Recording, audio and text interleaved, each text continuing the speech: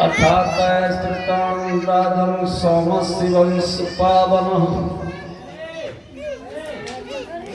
स्मृत्रैलादयो भूपा लीप्यन्ति यस्कीर्त्यै। हे राजन परीक्षित, अब तक मैंने तुम्हें तमाम राजा महाराजाओं की कथाएं श्रवण कराई। अब मैं तुम्हें चंद्रमा के पावन वंश की कथा सुनाता हूँ। ध्यान देकर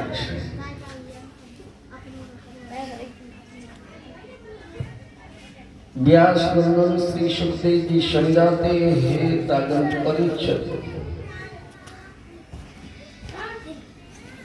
भगवान नारायण की नाभि से कमल हुआ, कमल पर ब्रह्मा जी प्रकट किए। कथा समझ में? ब्रह्मा जी के नेत्र से अत्रि महाराज हुए। ध्यान से समझते जाना, तुम्हारा वंश कहां से चला है।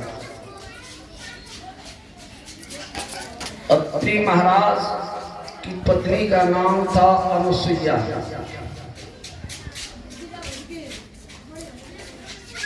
अनुसुईया बहुत बड़ी पतिव्रता थी। जाकर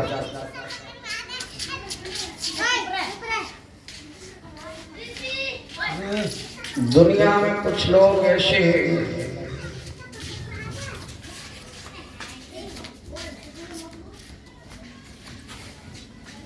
कि अच्छे लोगों को जीने नहीं देते, अच्छे लोगों को जीने नहीं देते। उस दिन मैंने नमपाल एक बात बताई, कंचन, कामनी और कीर्ति। अगर तुम्हारी कीर्ति ज्यादा है तो तुम्हारे दुश्मन तैयार हैं, ढूंढने की कोई जरूरत नहीं है। कीर्ति का मतलब समझते हो? यस, तुम्हारा नाम क्षेत्र में बढ़िया है।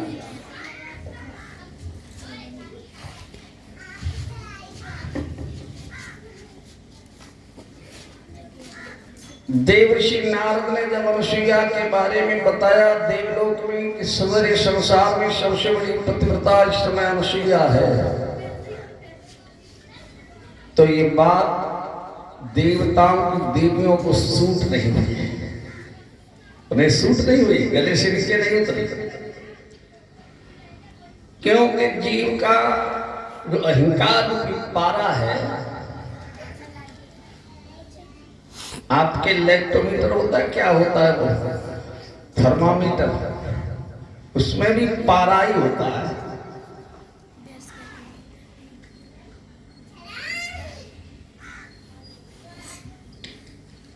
लेखराज जी बुखार आ जाए तो थर्मामीटर लगाते हैं बगल में या मुंह में, टेम्परेचर बताता है, पारा ऊपर को उड़ता है।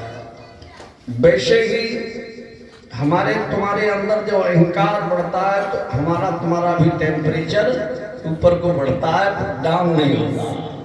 समझने की कोशिश करना। देवियों को ये बात सूट नहीं हुई। उन्होंने कहा कि हम कैसे विश्वास कर लें कि सारे संसार में सबसे बड़ी पतिव्रता अनुसुईया है। नारद जी ने कहा तो देख लो, तुम जैसे करो वैसे कर लो, लेकिन मेरी नजर में तो सबसे बड़ी पतिव्रता मैया अनुसुईया है। उस जैसी पतिव्रता संसार में कोई नहीं है। मेरा तो डिसीजन यही है। देवियों को ये बात सही नहीं लगी, कॉन्फिडेंस नहीं हुआ, उनको बिलीव नहीं हुआ। उन्होंने तीनों ही देवताओं को भेजा के जाकर के परीक्षा लो, कितनी बड़ी पतिव्रता है। देवलोक के देवियों से भी आगे चली गई, पृथ्वी लोक की एक साधारण स्त्री, एक महात्मा की पत्नी।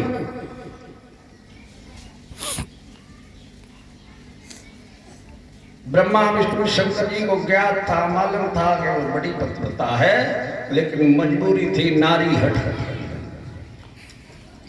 बाल हट, नारी हट और राज हट, तीन बड़े हट प्रबल है।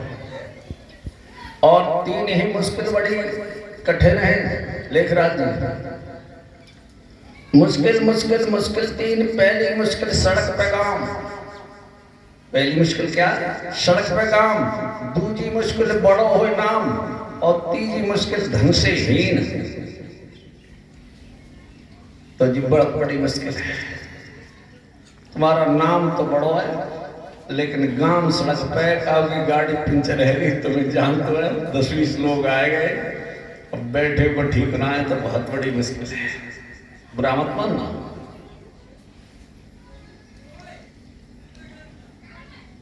राजन परीक्षक तीनों देवियों ने विवश कर दिया। तीनों देवता मैया अनुसुईया के पास परीक्षा लेने के लिए गए और मैया अनुसुईया की परीक्षा में तीनों देवता फेल हो गए, बंदी में डाल दिए। बंदी गृह में 6-6 महीने के बालक बना करके। समय का अभाव है इसलिए संक्षेप में ही समझ लीजिए। 6-6 महीने के बालक बना दिए। परीक्षक ने कहा गुरुदेव 6-6 महीने के बालक क्यों बनाए? इसलिए बनाए, उनकी एक शर्त थी कि 3 थाल हाथ में लेकर के वस्त्रहीन होकर के जो हमें भोजन कराएंगे तो हम भोजन करेंगे, अन्यथा भोजन नहीं करेंगे।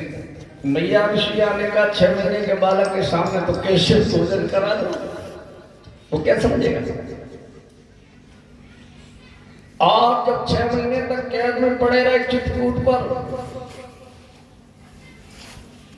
अत्रि महाराज के यहाँ 6 महीने के बाद देवियां आई भिखारी बन के और अपने पतियों की जमानत कराई। जमानत मैं वो भरे गए उनके, क्या बोलते हैं,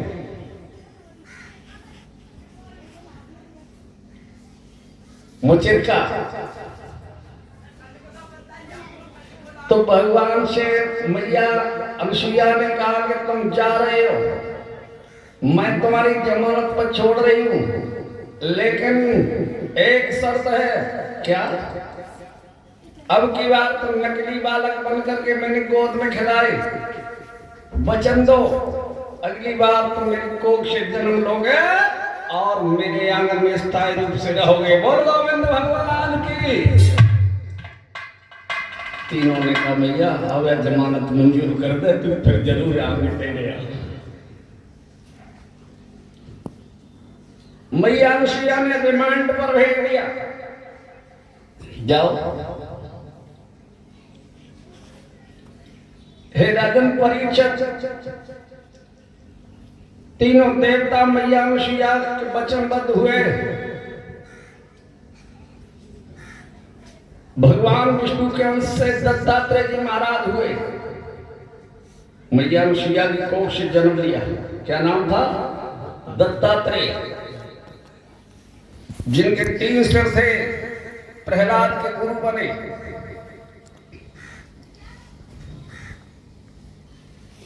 ब्रह्मा जी के अंश से चंद्रमा हुए।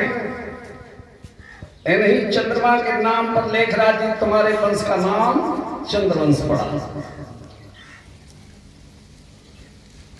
भगवान शंकर के अंश से दुर्वासा जैसे क्रोधी ऋषि उत्पन्न हुए। यही दुर्वासा जी आगे चल करके भगवान कृष्ण के गुरु बने। बोल गोविंद भगवान की। निम्पाल तुम्हें याद होगा, को नहीं याद होगा, हमारे परीक्षित तो ऐसे ही राजपाल। चंद्रमा के पुत्र का नाम बुध, कल मैंने बताया था। बुध महाराज अंबिका वन के पास में तपस्या करने के लिए चले गए। एक बात और बता दूं, निवेश नहीं खोलनी चाहिए। लेखराज जी, बुध जो थे गुरु बृहस्पति की पत्नी के पुत्र थे।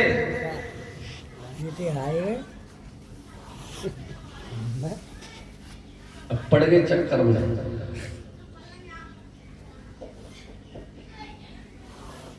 एक बार देवगुरु बृहस्पति जी तीर्थाटन करने के लिए गए। चलो मैं खोल ही दे रहा हूं।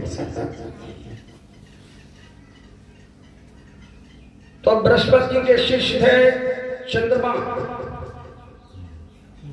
चंद्रमा से कहा कि मैं इसे कहां लिए फिरूंगा तारा को। अपने घर पर ही रोक लो, महीने 2 महीने 4 महीने में तीर्थाटन करके सभी तीर्थों के दर्शन करके वापस आ जाऊंगा, तब अपने घर ले जाऊंगा।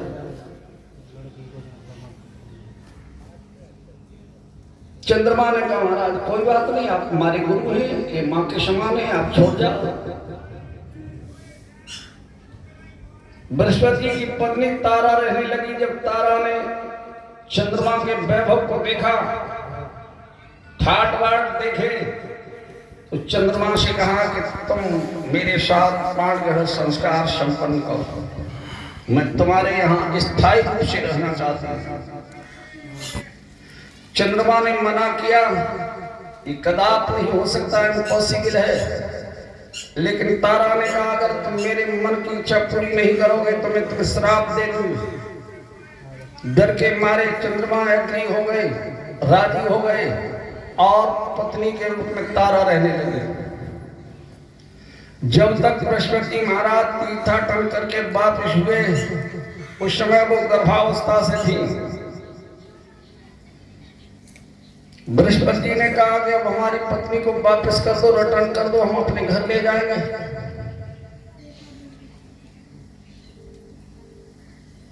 चंद्रमा ने कहा महाराज ये तुम्हारे लायक नहीं रही, अब तो ये मेरी पत्नी बन चुकी है।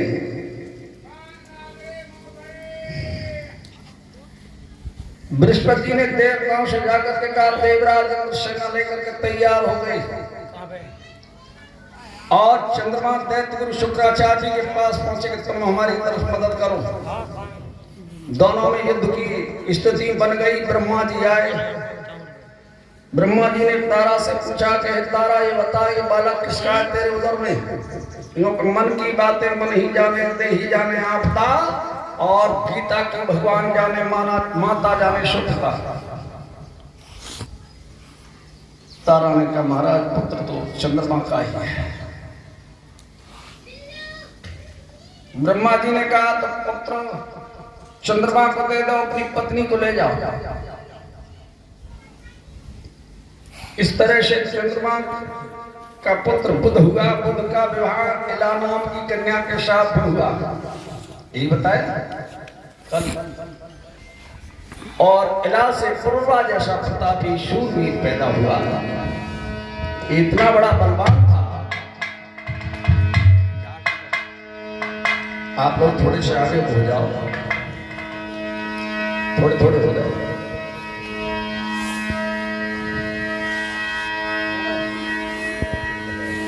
पूर्वा के नाम के कीर्तन देवलोक में गाया करते थे। देवऋषि नारद अपनी पीड़ा की झंकार से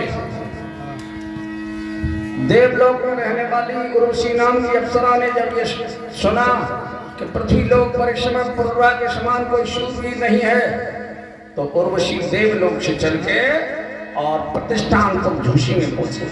और क्या कह रही है? बगिया में पहुंच गई उर्वशी नाम की अप्सरा कि देवलोकती चली उर्वशी बगिया मेरे या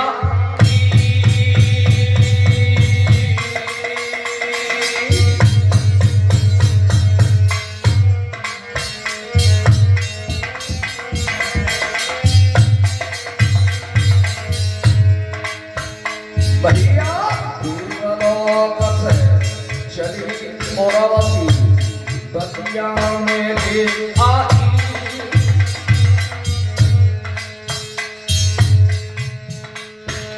जाने माली लिए बुलाई रही दिया, उनसे बतलाई लाला माली।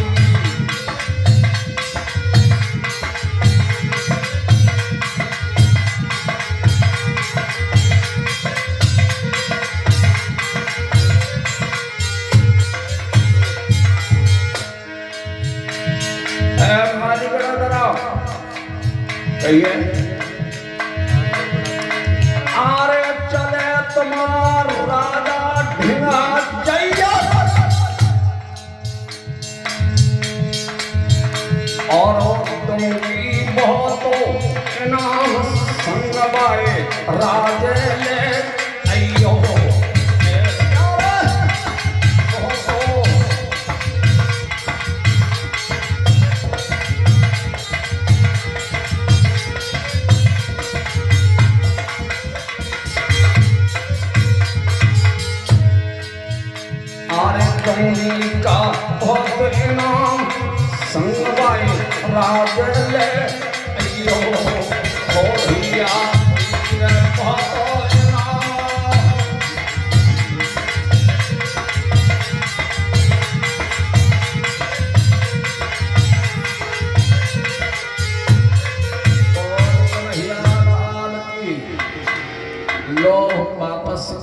आलम। पाप का बाप कौन है? लोभ। मालीगढ़ धन के लोभ में आ गए और ही राजन परीक्षित राजा के पास पहुंचे। पुरोला से कहा, महाराज बहुत ही सुंदर, बहुत ही सुंदर, बहुत ही सुंदर एक स्त्री आई है बलिया में। और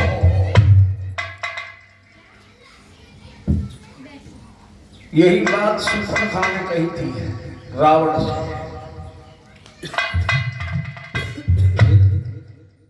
महाराज आपको बुला रही है बलिया में वो स्त्री। हमें तो ये मालूम पड़ता का दूसरे देश की है, या देश की तो है ही ना।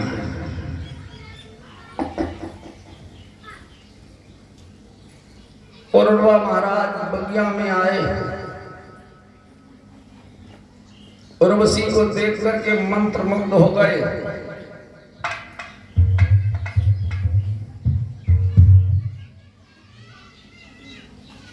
एक बात और बता दूं किशन,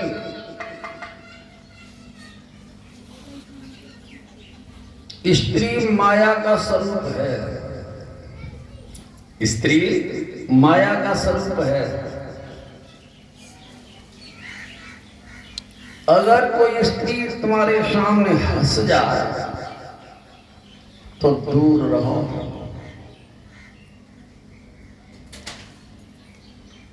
क्यों?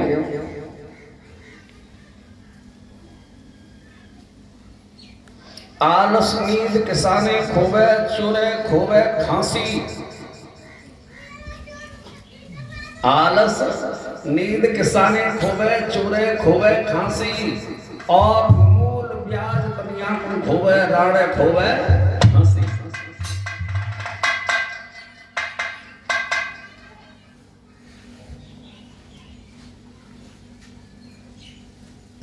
कहिए कहां से आगमन हुआ? मैं महाराज देवलोक की अप्सरा उर्वशी हूं। यहां आने का प्रयोजन, महाराज मैं अपने लिए वर तलाश रही हूं, मुझे कोई सुंदर वर नहीं मिला है। ओहो, क्यों?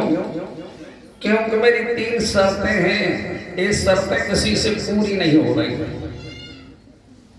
जो 3 शर्तों को पूरा कर देगा उसी के साथ मैं अपना पांडव संस्कार संपन्न कर लूंगा। पुरोला ने पूछा, कौन कौन सी शर्तें हैं तुम्हारी?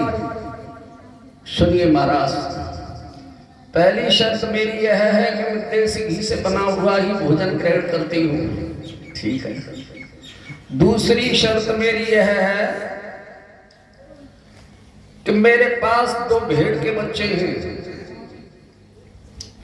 जिस दिन ये भेड़ के बच्चे मर गए या इनको कोई चुरा ले गया, उसी दिन मैं तुम्हें छोड़ करके देवलोक चली जाऊं। राजा ने कहा, तीसरी शर्त क्या है?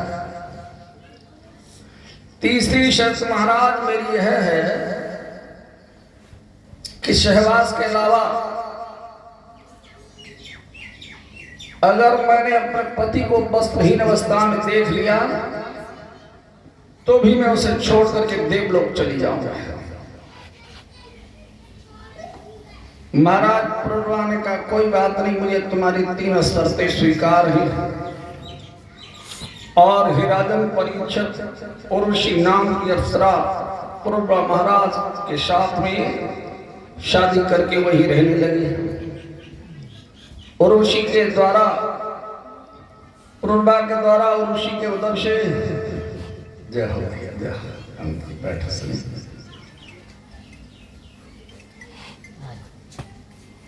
6 पुत्र पैदा हुए। ध्यान से समझ, आयु, श्रुतायु, सत्यायु, रे, विजय और जय। 5 रह गए, 6 हो गए। बताए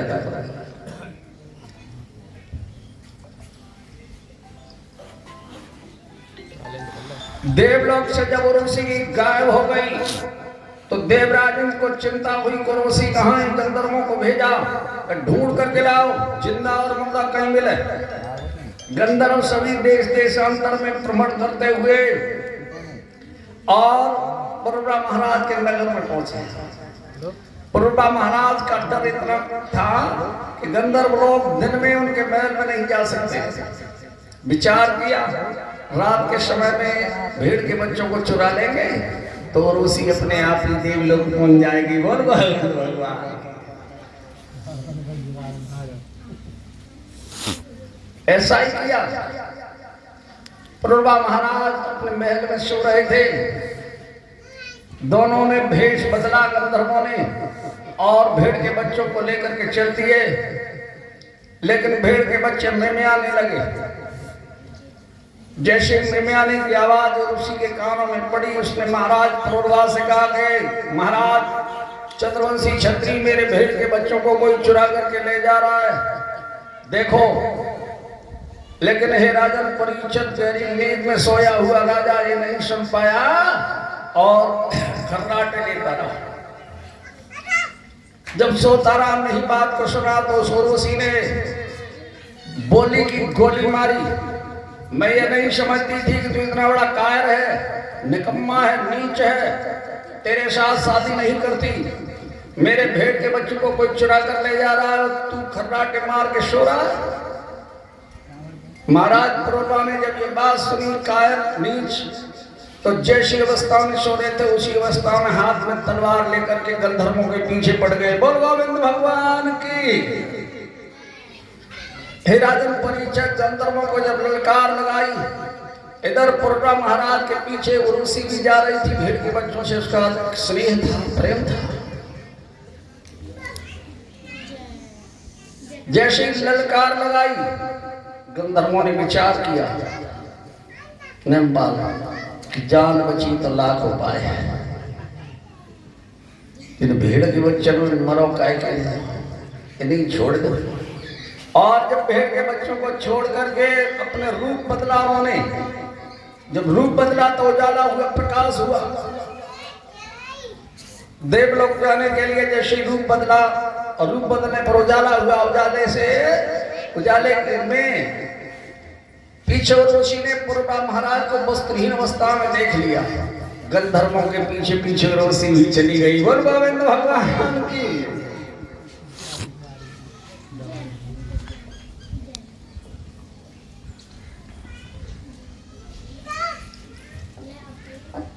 पुरुबा महाराज हाउ ऋषि करते करते पागल से हो गए। अंत तो गत्ताय उन्होंने अपने सबसे बड़ी लड़की आयु को राजगद्दी का मालिक बनाया और जंगल में भजन करने के लिए चले गए। आयु महाराज की ब्रजा नाम की पत्नी से 5 पुत्र उत्पन्न हुए। नहुस, क्षत्रव्रत, रजो, रम और अनैन है 5। लेकिन ही राजन परीक्षित नहुस बहुत बड़ा प्रतापी राजा था, फिर भी इसे कर्मों के अनुसार अजगर की योनि में जाना पड़ा, सर्प बनना पड़ा। निम्पाल कर्म की गति बड़ी गहीन होती है।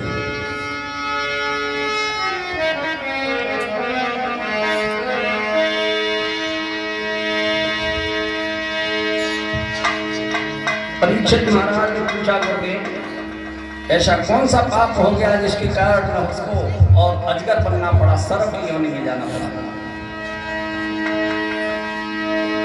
कर्म के बल से तुरंग चढ़े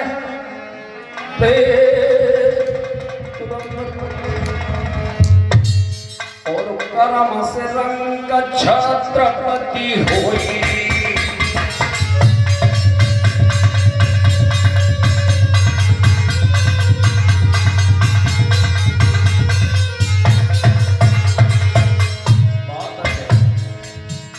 अरे कर्म के बल से तुरंग चढ़े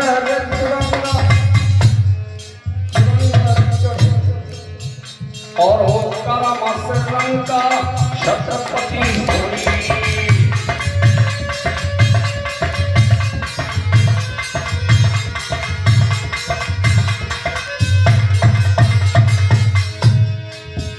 भैया कर्म घटोरे जब रावण को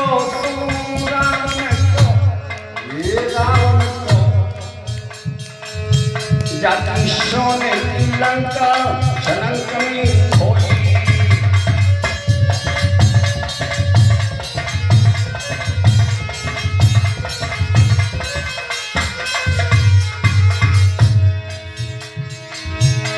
अरे कर्म घटोरे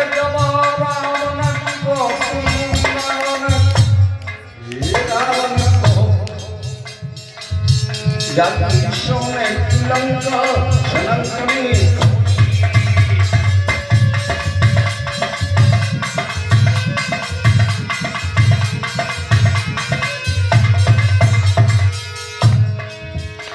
क्या हुआ था डॉक्टर? जाके 30 हो जा रे दशासी संकटे दशासी संकटे दशासी संकटे जाके 30 हो जा रे दशासी संकटे दशासी संकटे 30 संकटे मिला की भगनारी मदोदरी कोई।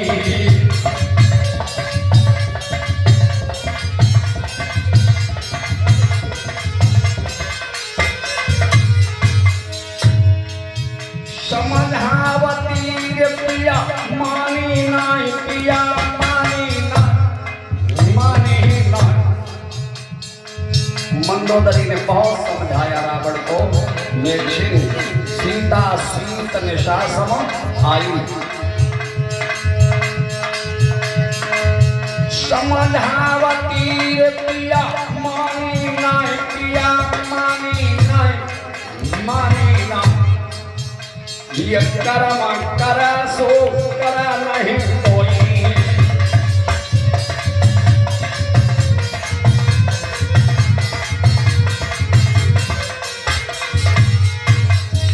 समझावती रे पिया मानी नहीं अरे मानी या मानी ना। ये कर्म कर सो कर नहीं कोई।